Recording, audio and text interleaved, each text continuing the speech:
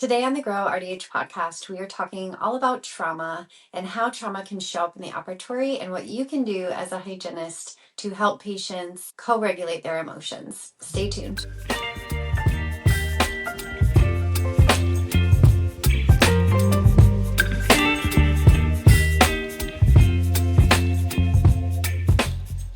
Hey everyone, welcome back to the Grow RDH podcast. My name is Katie and I am your host. Today we are talking about something that is just very near and dear to my heart. We are talking about trauma and how trauma can show up in the operatory. And I do want to say that not only can this impact our relationship with our patients, but it can also impact our relationship with our coworkers who we spend a lot of time with. I have a little bit of history in this. I have been an ACEs trainer and educator since about 2020. We were starting to get through the training, and then I think there was some delay. I think we got officially finished like in 2021. Because of COVID. ACEs stands for Adverse Childhood Experiences. And what it does is it helps provide us with context about people's upbringings and how experiencing trauma in childhood can really impact the way they view the world, the way they interact with the world and with other people. It makes a really big difference in understanding what empathy is as well. When I give continuing education on trauma, I like to show this little video, which I will link in the description below, but it's done by Brene Brown and it talks about the difference between sympathy and empathy. What learning about ACEs can do for us is to help us build empathy and help us understand why patients and coworkers and just people in our lives in general, why they do what they do, why they respond differently than maybe we would respond. And it really does explain a lot in maybe looking at some of our relationships and looking at why communication seems so difficult sometimes. It is something I'm just very passionate about. I think that this applies in a lot of different scenarios, not just in dental hygiene. But because I have the platform that I have, I think it is important to spread the message. And we do train all of our dental hygiene students at our school in ACEs and being able to recognize signs of trauma. So I thought that this platform would also be a great place to talk about it because I know that we all are dealing with the public and sometimes our patients' responses don't make sense. And hopefully after this episode, maybe it will help you look at some of the responses that you're getting in your chair and maybe give a little context behind them about what that patient might be experiencing and why. And most importantly, things that you can do to help them co-regulate their emotions. That's mainly what we're going to be talking about today is co-regulation, because this episode I want to be very action focused, meaning what does this mean for me, the dental hygienist? Comment below if you would like to get deeper into ACEs and understanding why trauma affects us so much. I would love to do more episodes on this topic, and I actually am planning on doing some trauma-related episodes with a collaborator. I'm excited to introduce her. But I have plans for the future, so comment below what you want to know about trauma, and I will do my best to respond with episodes correlating to those things. But today's episode, I don't want to necessarily get into the why behind it, except for just to give you the background that when people experience different types of settings in their childhood, their brains and our beautiful brains are so, we have what's called neuroplasticity, meaning our brains can change and develop over time, which is good. But because of that neuroplasticity, our brains don't look the same. And the experiences that you continue to experience get strengthened. And the experiences that you don't experience very often and those reactions then kind of get pruned away. It's just like working out your body, right? The muscles that we work out most often are the ones that are the most strong. So the ones that we use the most often grow bigger, grow stronger. Same thing with our emotional reactions. What we're used to experiencing and what we're used to expressing is our initial go-to reaction, right? Because that's the strongest, that's what we feel the most comfortable in. And it's important for us to understand that somebody's reaction doesn't necessarily reflect on their feelings towards you, but it reflects on something that's going on deep within their cognition, and why they're experiencing it doesn't matter. It matters what's going on in their brain at the time and how you can respond to best help them in the present. So with that, I do want to say that this topic is one of the monthly themes in my new planner. So this is the 2026 planner. This is the month of March, or if you're getting the undated version, this would be month 3. And so I have everything I'm going to be talking about here today in the planner. Go get yourself a copy. That way you have this chair side ready to use. But what we're going to be talking about today are the 4 common trauma responses. Those responses include fight, flight, freeze, or fawn. We're going to go over what those responses might look like in your chair, things to look for, and a couple of them are very similar. You kind of have to do a little bit of digging and a little bit of communication with your patient to really understand the present situation at the time. This is not by any means all of the responses that you're going to get, and some of these recommendations might work and some might not, and you may just have to move on into the next appointment and do your best. I am not a psychologist, I am not a therapist, and I am not trained in mental wellness, but with my background in ACEs, it just provides me a little bit of insight into how we can respond. And we've done a lot of work, like I said, training the students on this. And so hopefully you enjoy. If you've experienced any of these things, please comment below how you handled it and what you would recommend for other dental hygienists to do in the future. So the first response, and I'm just going to kind of hold this up in front of the camera, the first response is fight. Okay? So things that you might experience for a patient that is in the fight response to trauma, and again, these might sound familiar to you: having a rigid or defensive posture, using a raised voice, clenched jaws or fists, and verbal aggression. I think I am not alone when I say that I've had patients very angry, and sometimes there is a little bit of a difference between just straight anger and being in a fight response. And this more has to do with our bodily reaction. Yes, I mentioned raising your voice, but just because you're raising your voice doesn't mean you're in a fight response, because a lot of the times we raise our voice as we are kind of building up in that anger. But anger and that fight response can look very similar. I think what we want to focus on here is the body positioning. If we have somebody who is very rigid or starting to like kind of stone up, they're very stoic, and it almost looks like they're like bubbling inside. You can even look at their skin tone. If their cheeks are getting flushed, they're probably having a physical response. So in this scenario, what would you do as a practitioner? And the first thing that we don't want to do is match their energy, right? We do not want to raise our voice to be louder than them or even raise our voice at all. In fact, what I would recommend is to drop the tone of your voice down just a hair underneath of theirs, or underneath what your normal tone is, because sometimes that can even just click them out because they have to pay attention because they maybe not be able to hear you very well. So they kind of have to zoom or zone in on you and really listen. Another way we can use our language is to use slow language to avoid escalating the situation. If we can slow down, if we can quiet down, sometimes that is all it takes. Next, I want to offer some ideas of how to get them out of the mindset of that fight response. So the language and the tone, that's kind of getting them to pay attention, or kind of getting their attention. But now we want to get them out of that fight response. And the first thing that I want to say is that most of the time, patients that are going into this feel like they're out of control.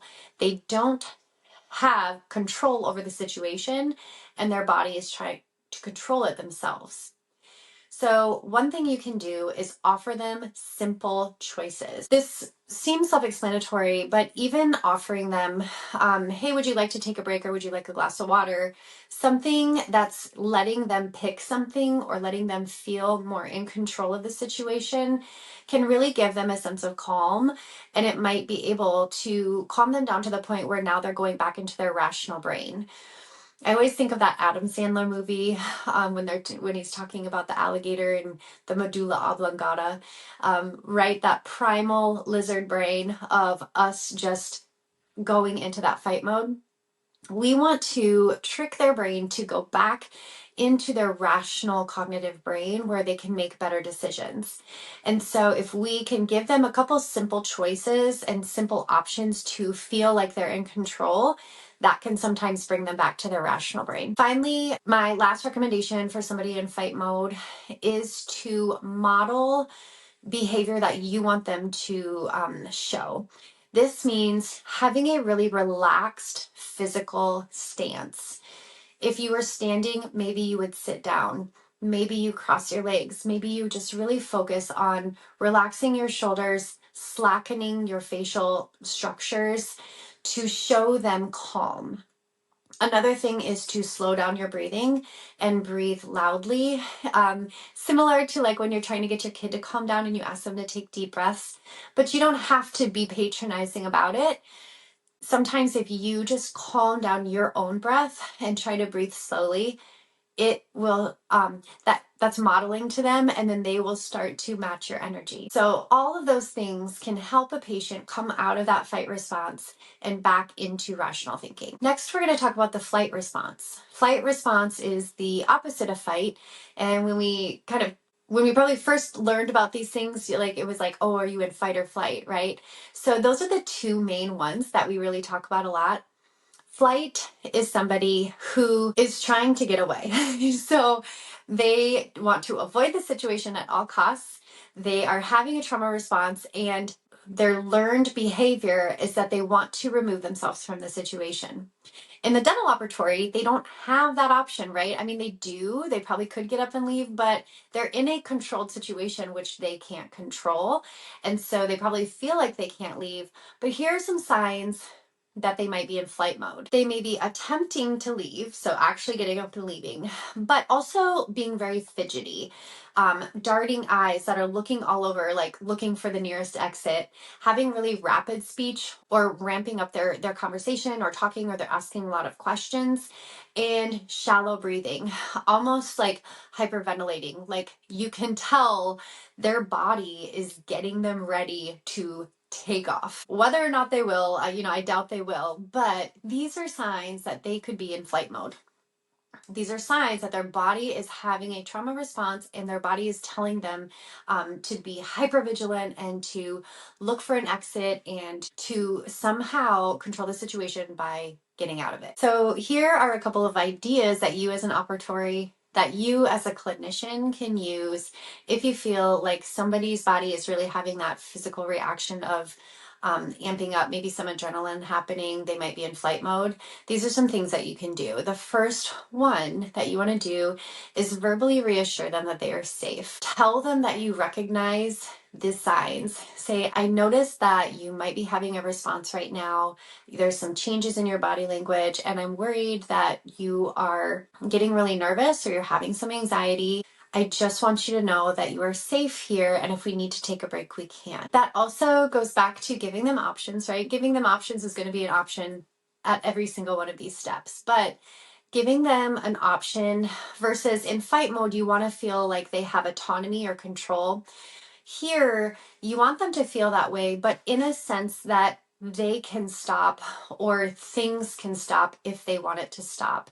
So one good option for this would be like asking them if you want to take a break. Do you want to take a pause? Would you like a quick glass of water? Or is it okay to keep going? A couple other things that we can do is just some simple meditation techniques. And I know that sounds a little bit, woo-woo, but what I would offer you is that if you're verbally recognizing their body signs to them and they're aware of it, then you can offer some really simple things or simple tools to help them regulate their body's response. And one of these is grounding. So if they're laying back in the operatory, you can offer them put your foot on the floor so you can feel the floor. This might help their body kind of go back into that stability mode where, okay, their leg is touching and their leg is down and they can control their leg. Another thing similar to fight would be breathing, having steady breathing, or asking them to count their breaths or do box breathing. Box breathing is the 1, 2, 3, 4, hold for 4, and then exhale for 4, and then hold for 4. There's a couple different variations online that you can offer them, but asking them to control part of their body function, again, is going to pull them out of their primal brain and back into their rational brain. It will help them calm down. And these are basic, simple anxiety control techniques that you can offer them to use. Even just having you bring it up to them may calm them down. They may feel like, oh, wow, they see me, they notice that I'm struggling. They will respect you for being able to recognize that versus just get mad. So please don't feel like that's outside of your bounds of things that you can do as a healthcare provider. The next two are a little bit more obscure than the traditional fight or flight. These two are freeze and fawn. And for both of these, I do want to just say, give a little disclaimer that we have to be really careful when it comes to freeze or fawn when we're obtaining consent. If somebody, I don't think anybody in fight or flight, it would be less likely for somebody in a fight or flight to even consent to anything at the time. And those two are much more quick.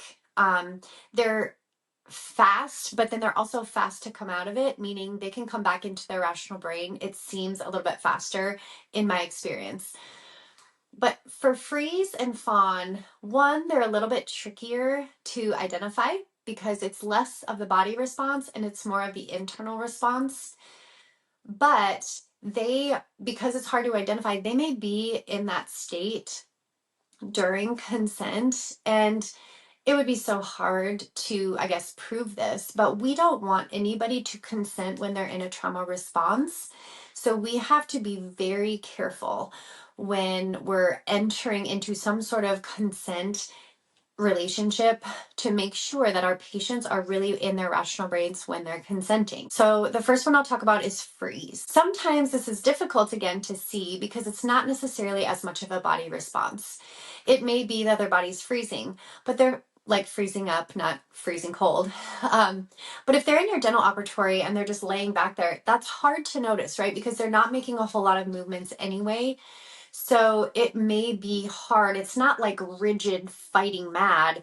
It's just disassociating. Okay. So completely coming out of their body and checking out. So things that you can look for would be like lack of facial expression. If you're saying something and you're talking to them and they're really blank, they're not providing any expression at all, or they just have this blank stare, that might be a sign that they're in a freeze response. Same thing with like asking questions. If you've been asking them questions and communicating with them the whole appointment, and now all of a sudden it feels weird, they're not really responding to your questions anymore.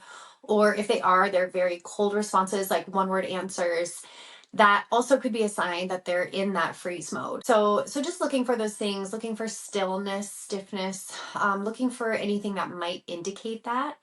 And then if you can notice that, here are some things that you can do. First, we want to speak slowly because if they're sort of in this freeze disassociation thing, if we're talking really fast, it might be hard for them to really pay attention or understand what we're saying. We have to get back into that rational brain. And if we speak slowly, again, kind of like how we talked about in anger, it may cause them to kind of more focus in more because they have to pay attention. Next would be to avoid any rapid movement or loud noises. This has to do with the act of re-traumatizing them, right? If they are having this freeze response and then we start raising our voice because we don't think they're listening, or we start running a machine that's really loud and they're in this trauma response and you're running this machine that they're already scared of, what we risk is re-traumatizing them. And we don't want to do that because we want this dental experience to be very, very good and healing and improve their impressions of the dental office. So if we can avoid loud noises, rapid speech, it's going to help them go back into their rational brain. We could also use the sensory grounding just like we did in flight. because it may help them become more aware of the body. So it's kind of a different intention. With the flight, we wanted them to sort of stabilize and become into a calmer state. For the freeze, if they've disassociated and they're really checking out, grounding can bring them back into themselves. It can bring them back into their body and become more aware of their actions. It may become more aware of their body signals that are helping them. So it's a different intention, but the grounding tool can work with these people if they have completely checked out. And so that's the goal behind the grounding. It may be becoming aware of your breathing or becoming aware of what your body's doing, even just having them stand up, stretch, do some physical movement that allows them to enter back into their body. While you're doing this, you can ask them guided questions. What are 5 sensations that you're feeling right now? What do you hear right now? Can you feel your feet on the ground? So asking them sort of these guided questions helps them come back into those body sensations and help them come back into their rational line of thinking. And then finally, we have fawning. Fawning is people pleasing. And I know what we're all going to say is like, oh, I'm such a people pleaser too, right? But I want to very clearly delineate this. This is not just people pleasing personality. This is people pleasing in the face of trauma or in the face of a response mechanism to something that they don't like. Again, this is not just people pleasing in general. So I just want to clarify that. It is a specific response to something that they're in. So if they're in a situation that they can't control, they're trying to gain control by pleasing you. So people pleasing can sometimes look like excessive apologizing. I'm so sorry. I'm so sorry. These people are going to agree to anything because they've learned that when they're in a traumatic response, they have to be agreeable in order to be safe. This is a dangerous response, right? These are people that may be victims of abuse, and they are going to agree quickly to anything that is going to get them out of the situation. That's why I said earlier, it's really hard to get consent, because if we're worried that they're in a trauma response, are they really consenting because they're making the best decision for themselves? Or are they consenting because they feel like they just want to make you happy to get out of the situation that they're in? So these patients are going to be literally overriding their own discomfort to avoid any conflict with you. So here are a couple things that you can do if you have a patient you feel like is fawning. The first one is reassure them that honesty and comfort are our priorities. We want to ask them, are you feeling okay? Telling them or giving them the verbal reassurance that it's okay for them to tell us if they're uncomfortable. We also want to watch for nonverbal cues. Again, like freeze and unlike fight or flight, this isn't going to be a body response. It's going to be a verbal action-based response. So if they are agreeing to everything and we think they're in that fawn response, we want to start looking for nonverbal cues. Some of the nonverbal cues might look similar to freezing. They may seem disassociated, right? They may seem tense or frigid. Maybe they're fidgeting. They may be showing some of these signs of the other trauma responses, but they're just overtly agreeing to everything because they feel like that's how they're going to be safe. So we want to make sure our nonverbal cues don't conflict with the verbal cues that they're giving us. And then finally, we want to empower them to voice their own feelings. Like I said, just asking them obviously how they are, but doing it in an open-ended way that forces them, not forces, but it prompts them to explain to us what's going on. And again, sometimes just the thought of thinking about that, verbalizing it, may help them come back into their rational thinking, like, oh, what am I feeling right now? Or why am I acting this way? Like, I am not sure. And then if you give them time to kind of explain themselves, and or just even have time to think about what they're doing, it may really help get them back into the rational brain and into self-regulation. So those are my recommendations. They're pretty simple, and again, they are right here on March for Fight, Flight, Freeze, or Fawn. The title of the theme is Trauma-Informed Care in the Dental Op.